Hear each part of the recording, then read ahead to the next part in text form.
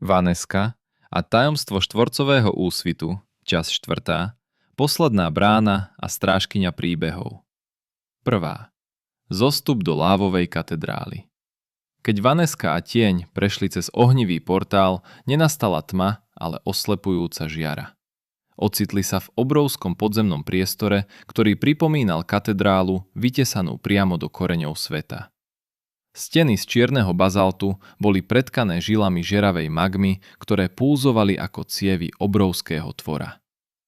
Tu končí sranda, tieň, zašepkala Vaneska, keď pocítila, ako sa jej pod topánkami chveje zem.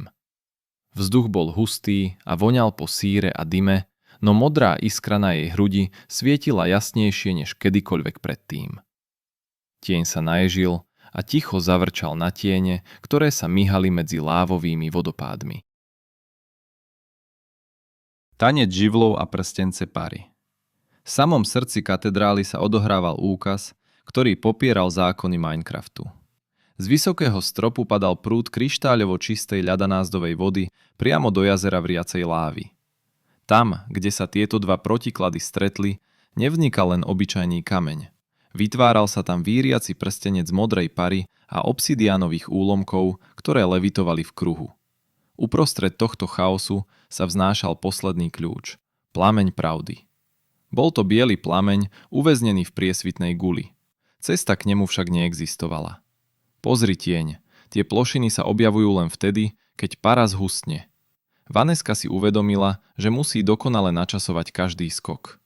Jeden chybný krok by znamenal koniec cesty v horúcej láve.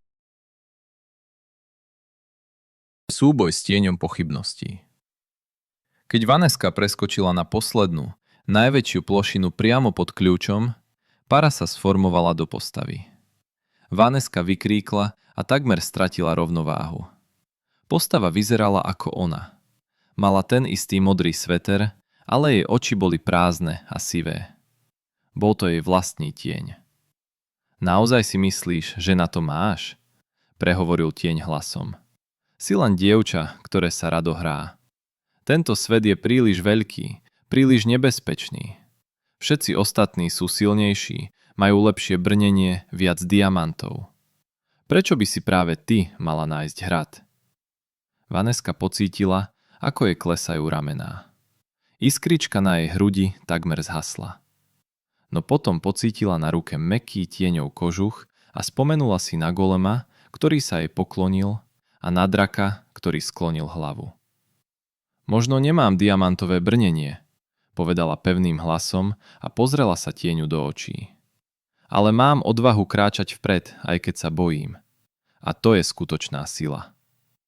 Vykročila vpred a prešla priamo cez tieň. Ten sa s tichým zlikom rozpadol na tisíce sivých pixelov. Spojenie trojice a cesta do neba Vaneska sa natiahla a uchopila plameň pravdy. V tej sekunde sa čas zastavil. Z jej váku vyletelo srdce lesa, zelená žiara, a kryštáľové oko, modrá žiara. Spolu s bielým plameňom začali krúžiť okolo Vanesky a tieňa stále rýchlejšie a rýchlejšie. Vytvoril sa svetelný stĺp, ktorý prerazil strop jaskyne, preletel cez vrstvy zeme, cez zasnežené lesy, až vysoko nad najvyššie oblaky. Vaneska cítila, že nepadá, ale letí. Pocit horúčavy zmizol a nahradil ho pokoj a vôňa čerešňových kvetov. Lietajúci hrad. Archív svetov. Keď sa svetlo ustálilo, stáli na moste z bieleho kremeňa. Pred nimi sa týčil lietajúci hrad. Nebola to pevnosť plná pascí, ale nádherné miesto plné záhrad a nekonečných chodieb. Každá stena bola pokrytá policami s knihami a každá kniha obsahovala príbeh jedného hráča, jednej stavby alebo jedného priateľstva, ktoré kedy v tomto svete vzniklo. Vstúpili do hlavnej sály, kde na konci stál prázdny trón vytesaný z mramoru. Nad ním levitovala veľká modrá kocka. Srdce štvorcového úsvitu. Nová kapitola, modrá iskra, ktorá Vanesku sprevádzala od prvej noci, odletela z jej hrudi a usadila sa na vrchole trónu. Vaneska pochopila. Tento svet nepotreboval panovníka, ktorý by mu vládol silou. Potreboval strážkyňu, ktorá bude chrániť príbehy a dohliadať na to, aby slnko ráno opäť vyšlo nad kockatý obzor.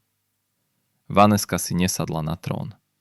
Namiesto toho sa posadila na jeho schody, vybalila si posledné jablko a rozdelila sa s tieňom. Tak čo, tieň?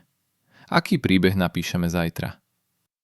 Z hradu sa ozval tichý, harmonický zvuk, ako by sa celý svet nadýchol.